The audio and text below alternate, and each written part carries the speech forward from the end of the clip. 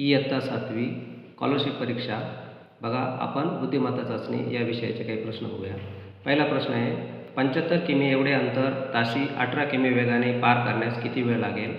तर इथं आपल्याला वेळ विचारलेला आहे. अंतर दिलेलं आहे 75 आणि वेग दिलेला आहे 18. तर वेळ बरोबर अंतर छेद वेग म्हणजेच काय, आपल्याला 75/18 करावं लागेल. तर बघा, मग वेळ बरोबर अंतर छेद वेग 75/18. तर 3 ने भाग देऊया. 3 दुणे 6, 3 5 15 आणि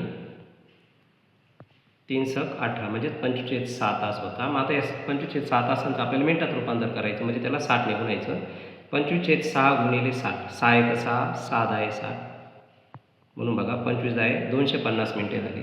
आता या 250 मिनिटांचं आपल्याला तासात रूपांतर करायचं, त्याला 60 ने भागायचं. तर बघा, तर आपण जर पाहिलं तर 6 चोक 24 म्हणजे 4 तास आणि ते वरचे 10 मिनटं म्हणजेच काय 4 तास 10 मिनटं. या म्हणजेच पर्याय क्रमांक जो आहे आपला 4 तास 10 मिनटं. तिसरा पर्याय. पुढचा प्रश्न बघा. सदानंद फोटोतील व्यक्तीकडे बोट दाखवत म्हणाला, हिच्या मामाची एकुलती एक बहीण ही माझी आई लागते, तर फोटोतील व्यक्ती सदानंदची कोण? तर बघा काय, मामाची एकुलती एक मुलगी ही माझी आई लागते, मामाची एकुलती एक बहीण ही त्या मुलाची आई लागते फोटोतील व्यक्तीकडे बघून, म्हणून ती त्याची बहीण लागते. बघा पुढचा प्रश्न आहे, माया प्रवीणच्या वयाच्या दुप्पट वयाची आहे. 8 वर्षानंतर छाया मायाच्या वयाच्या दीडपट वयाची होईल. 7 वर्षापूर्वी माया 17 वर्षाची होती, तर 5 वर्षानंतर प्रवीणचे व छायाचे वय काय? तर अशा प्रकारच्या प्रश्नामध्ये आधी ज्याचं उत्तर दिलेलं आहे त्यापासून आपण विचार करायचा. इथं बघा 7 वर्षापूर्वी माया 17 वर्षाची होती. 7 वर्षापूर्वी म्हणजे आज तिचं वय काय आहे, 17 अधिक 7 म्हणजे 24 वर्ष तिचं वय आहे. प्रवीणच्या वयाची ती दुप्पट होती म्हणजेच काय, तर प्रवीणचं वय तिच्या वयाच्या निम्म आहे, तर तिचं 24 म्हणजे प्रवीणचं 12 वर्ष वय होईल. आणि पुढे काय अट दिलेली आपल्याला, तर छाया मायाच्या वयाच्या 8 वर्षानंतर म्हणजेच काय 24 अधिक 8 32 दीडपट होईल, म्हणजेच काय 32 गुणिले 3/2. आणि मग जे उत्तर येईल त्यावरून आपल्याला छायाचं उत्तर ठरवता येईल. तर बघा बघूया आपण. तर बघा 7 वर्षापूर्वी मायाचं वय 17 वर्ष, मायाचे आजचे वय 17 अधिक 2 24 वर्ष, प्रवीणचं वय निम्म आहे म्हणून 24ला 2 ने भागलं 12 वर्ष. 8 वर्षानंतर छायाचे वय काय झाले आता 24 अधिक 8 म्हणजे 32 वर्ष. तर बघा, तर दीडपट आहे म्हणजे 32 गुणिले 3/2 बेक बे बेक बे 82 16 16 गुणिले 3 तर 48 वर्ष तिचं वय होतं. म्हणून तिचं आजचं वय काय मग, तर 8 वजा करावं लागतील. 48 वजा 8 बरोबर 40 वर्ष. आपल्याला काय विचारलेलं आहे, 5 वर्षानंतर प्रवीणचं वय किती, तर आजचं वय किती त्याचं 12 म्हणून 12 मध्ये 5 मिळवले 17 वर्ष. आणि छायाचं वय, तर छायाचं आजचं 40 आहे, तर 5 वर्षानंतर 45 म्हणून दोघांचं वय काय येतील 17 आणि 45 म्हणून पर्याय क्रमांक 1 हे त्याचं उत्तर आहे. पुढचा प्रश्न आहे, प्रियांका तेजसला म्हणाली, तू माझ्या आईच्या वहिनीचा मुलगा आहेस, तर तेजस हा प्रियांकाच्या आईचा कोण? तू माझ्या आईच्या वहिनीचा मुलगा. आईची वहिनी म्हणजे कोण, तर ती मामी लागते त्याची, म्हणून तेजस हा प्रियांकाच्या आईचा भावाचा मुलगा आहे, म्हणून तेजस हा प्रियांकाच्या आईचा कोण लागेल, भाचा. सी नंबरचा. बघा पुढचा प्रश्न आहे, एक घड्याळ 4 तास 40 मिनिटे ही वेळ दाखवते, याची आरशातील प्रतिमा कशी मिळेल? अशी वेळ दाखवेपर्यंत किती वेळा मिनिट काटा तास काट्याला ओलांडेल? अशा प्रकारच्या प्रश्नामध्ये आधी आपण तर ती दिलेली वेळ एकतर 12 किंवा 11:60मधून वजा करायची असते आणि मग उत्तर शोधायचं असतं. तर बघा, घड्याळाची आरशातील प्रतिमा काढण्यासाठी दिलेली वेळ 11:60मधून वजा करतात, म्हणून आपण 11:60मधून 4:40 वजा करू.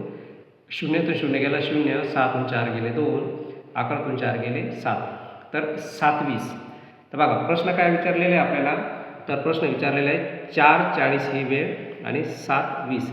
तर बघा, तर 5:40 6:40 आणि 7:20 होतच नाही, म्हणून तर किती वेळा ओलांडेल मग तो 2 वेळा ओलांडेल. बघा पुढचा प्रश्न आहे, पुढील प्रश्नातील प्रश्न आकृतीची आरशातील प्रतिमा पर्यायातून योग्य पर्याय निवडून वर्तुळ रंगवा. तर बघा 569. आरशातील प्रतिमा काय असते, तर डावी बाजू उजी होते, प्रत्येक अंकाची डावी बाजू उजी होते. आणि तर पर्यायानुसार जर तुम्ही पाहिलं तर पर्याय नंबर डी हे त्याचं उत्तर आहे.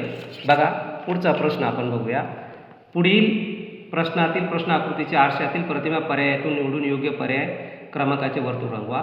तर बघा इथं डावी बाजू डार्क केलेली आहे, मग उजवी बाजू सर्वीकडे डार्क दिसते आपल्याला. आणि आपण जर नीट ऑब्झर्वेशन केलं तर पर्याय नंबर डी हे त्याचं उत्तर आहे. त्यानंतर बघा पुढचा प्रश्न आहे, करणचा मुलगा हा सुमनच्या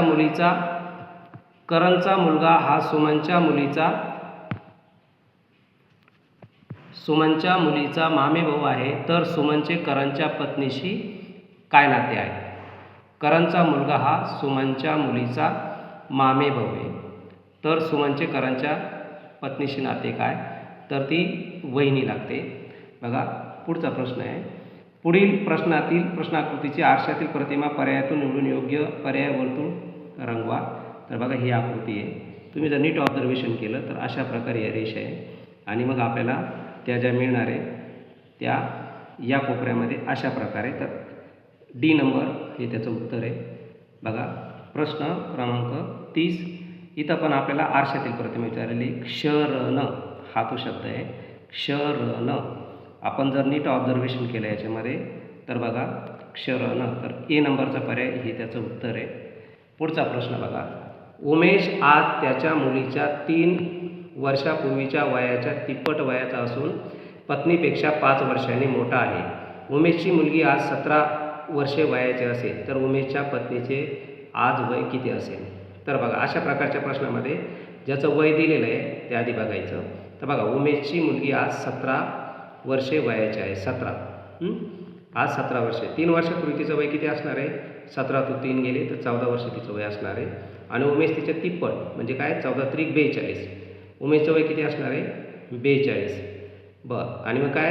पत्नी उमेशपेक्षा 5 वर्षांनी लहान आहे, म्हणून 42मधून 5 गेले तर 37 हे त्याचं उत्तर असणार आहे. बघा तर 7 वर्षापूर्वी बघा तर मुलीचे आजचे वय किती माहीत? मुलीचे आजचे वय आहे 17 वर्ष. किती? 3 वर्षापूर्वीचे मुलीचे वय तर 17 वजा 3 बरोबर काय आहे त्याचं वय? 14 वर्ष. उमेशचं वय तिप्पट आहे म्हणून काय?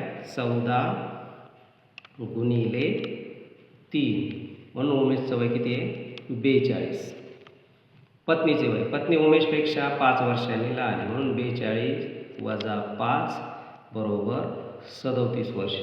तर पत्नीचं वय किती आहे मग? 37 वर्ष, म्हणून बी नंबरचा पर्याय हे त्याचं उत्तर आहे. बघा पुढचा प्रश्न आहे, आरशातील प्रतिमा विचारलेली. हा पोपट दिलेला आहे आणि तुम्ही पाहिलं तर तो डावीकडे दाखवलेला आहे. आणि या प्रश्नाचं तुम्ही बाकीच्या आकृत्यांचं नीट निरीक्षण जर केलं तर तुम्हाला यामधून कळेल की हा पर्याय नंबर डी हे त्याचं उत्तर येईल, आरशातील प्रतिमा. पुढचा प्रश्न बघा, एका व्यक्तीकडे बोट दाखवून राघव म्हणाला, तो माझ्या आईच्या भावाच्या भाऊजींचा मुलगा आहे, तर राघवचे त्या मुलाशी नाते काय? तर बघा काय म्हटलं त्या व्यक्तीकडे बोट दाखवून, तो माझ्या आईच्या भावाच्या भाऊजींचा मुलगा आहे, तर राघवचे त्या मुलाशी काय नाते आहे? राघवचे त्या मुलाशी काय नाते आहे? तर तो भाऊ लागतो. पुढचा प्रश्न, 5 जणांच्या कुटुंबातील सदस्यांचे सरासरी वय 30 वर्षे आहे. सर्वात लहान सदस्याचे वय सर्वात मोठ्या सदस्याच्या वयाच्या 1/8 पट आहे. त्यांच्या वयामध्ये 35 वर्षाचे अंतर असल्यास कुटुंबातील इतर 3 सदस्यांचे एकूण वय किती असेल? बघा अशा प्रकारच्या प्रश्नामध्ये आपण नीट सविस्तर बघायचं असतं. तर बघा इथं काय विचारलेलं आहे? सर्वात लहान सदस्याचे वय सर्वात मोठ्या सदस्याच्या वयाच्या 1/8 पट आहे. मग काय करूया आपण? तर सर्वात मोठ्या सदस्याचे वय 1 वर्ष मानूया आणि सर्वात लहान सदस्याचं वय काय आहे मग? 1/8x. आणि त्यांच्यामध्ये किती अंतर आहे? 45. मग आपण त्यांचं आधी वय काढून बघूया. तर बघा याच्यामध्ये तुम्ही जर नीट पाहिलं तर बघा मोठ्या सदस्याचे वय काय मानायचे आपल्याला? 1 वर्ष. लहान सदस्याचं वय काय मानलं आपण? 1/8x. वयातील फरक, दोघांच्या वयातील फरक दिलेला आपल्याला 35 काय आहे बघा? मोठ्याचं x, लहानाचं 1/8, दोघांच्या वयातील फरक आहे 35. तर आपण बघा 8ने जर दोन्ही बाजूला भागलं तर इथं बघा 8 गुणिले x वजा 8 गुणिले 1/8x बरोबर 35 गुणिले 8. म्हणून 8 गुणिले x 8x वजा 8 गेले तर x बरोबर 35 गुणिले 8, 8 पंचे 40, 8 आले 4, 8 त्रिक 24, 24 आणि 4 28, 280 म्हणून 8x मधून x गेले 7x बरोबर 280 म्हणून x बरोबर 280 भागिले 7. तर बघा 7 चोक 28, 7 शून्य 0 तर 40. मोठ्याचं वय किती येतं 40 वर्ष, म्हणून मोठ्या सदस्याचं वय किती आलं 40 वर्ष. आता लहान सदस्याचं वय, तर दोघांमध्ये 35चा फरक आहे, म्हणून लहान सदस्याचं वय किती येणार आहे 5 वर्ष. मग दोघांचं एकूण वय किती होणार, तर 40 आणि 5 किती होणार, तर 45 वर्ष. 5 सदस्यांची सरासरी त्यांनी 30 सांगितली, म्हणून 5 गुणिले 30 बरोबर 150 वर्ष. काय ती 150 वर्ष. इतर 3 सदस्यांच्या सरासरीचं एकूण वय म्हणजे काय, तर 5 जणांचे 150 आहे आणि त्या दोघांचे 45 आहे. तर 150मधून 45 जर आपण वजा केले तर इतर 3 सदस्यांच्या वयाचे एकूण वय येतं 105. काय येतं ते 105. म्हणून पर्याय नंबर बी हे त्याचं उत्तर आहे. बघा प्रश्न 35वा. राकेशचा भाऊ राकेशच्या वयाच्या दुपटीपेक्षा 24 वर्षांनी, काय ते राकेशचा भाऊ राकेशच्या वयाच्या दुपटीपेक्षा 24 वर्षांनी लहान आहे. राकेशच्या भावाचे वय 44 असेल तर राकेशचे वय किती, तर राकेशचे वय किती. तर बघा इथं काय विचारलेलं आहे आपल्याला, राकेशचा भाऊ राकेशच्या वयाच्या दुपटीपेक्षा 24 वर्षांनी लहान आहे. मग आपण राकेशचं वय 1 वर्ष मानूया आणि भावाचं वय काय म्हटलेलं आहे दुपटीपेक्षा म्हणजे 2x आणि 24 वर्षांनी लहान म्हणजे 2x वजा 24 हे भावाचं वय होईल, राकेशचं वय x. तर बघा मग राकेशचं वय x मानलं, भावाचं वय दुपटीपेक्षा 24 लहान म्हणून 2x वजा 24. पुढे काय म्हटलं ते, तर भावाच्या आजचं वय 44 दिले, म्हणून बघा 2x वजा 24 बरोबर 44. तर आपण आता सोडूया. 2x बरोबर 44 आणि हे वजा 24 इकडे आले की अधिक 24 होणार. 2x बरोबर 4 आणि 4 8 आणि 6 4 आणि 2 6 68 म्हणून x बरोबर 68/2 म्हणून x बरोबर तर बेक बे बेत्रिक 6 बेचूक 8 म्हणजे x बरोबर 34. काय ते x बरोबर 34. आपल्याला प्रश्न काय विचारलेला आहे, राकेशचं वय काय, तर राकेशचं वय काय येईल मग 34, कारण आपण ते x मानलेलं आहे. राकेशचं वय 34. बघा पुढचा प्रश्न आहे आपला. दुपारी 1:30 निघालेला ताशी 22 किमी वेगाने धावणारा सायकल स्वार प्रत्येक तासाला 10 मिनिटे विश्रांती घेतो, तर 132 किमी अंतरावरील शहरात तो किती वाजता पोहोचेल. तर बघा इथं आपल्याला वेग दिलेला आहे 22 किमी आणि अंतर दिलेलं आहे 132. तर वेळ बरोबर काय म्हणतो आपण अंतर छेद वेग. तर आपण 132ला जर 22ने भागलं तर 22 म्हणजे 6 तास होतात ते, आणि प्रत्येक तासाला तो 10 मिनिटं उशीर लागतो, म्हणजे किती वेळ पोहोचतो. तर बघा मग आता या प्रश्नाचं सोल्युशन. वेळ बरोबर अंतर छेद वेग 132/22. तर काय 132 1 132 132 हा तर 6 तास. पण तो सायकल स्वार काय करतो, तर 1:30ला निघतो आणि प्रत्येक तासाला काय करतो 10 मिनिटाचा ब्रेक. तर बघा 1:30 ते 2:30 पर्यंत पहिला, 2 3:30ला दुसरा, 4:30ला तिसरा, 5:30ला चौथा, 6:30ला 6:30ला पाचवा आणि 7:30ला 6वा. पण 7:30ला तो ब्रेकच घेणार नाही, कारण ऑलरेडी ती वेळ होऊन गेलेली असेल. 6 तास मिळवले आपण कशामध्ये 31मध्ये 6 मिळवले तर 37 होता, पण 6व्या तासाला त्याला ब्रेक घ्यावा लागणार, म्हणून किती वेळ होतो बघा 1 2 3 4 5 6. तर अशा प्रकारे तो 37 तर 27ला पूर्ण होऊन जाईल, 10 मिनिटं निघून जातील. म्हणून याचं उत्तर आहे काय ते, तर या प्रश्नाचं जर आपण उत्तर पाहिलं तर 6 तास. तर हे 6 तास आणि हा वरचे किती मिनिटं बघा 1 2 3 4 5 आणि ते मिनिटं किती होतील ते 20. बरं, तर अशा प्रकारे त्याचं उत्तर जर तुम्ही पाहिलं तर ते काय आहे रात्री 8:20 असा त्याचा वेळ होणार आहे.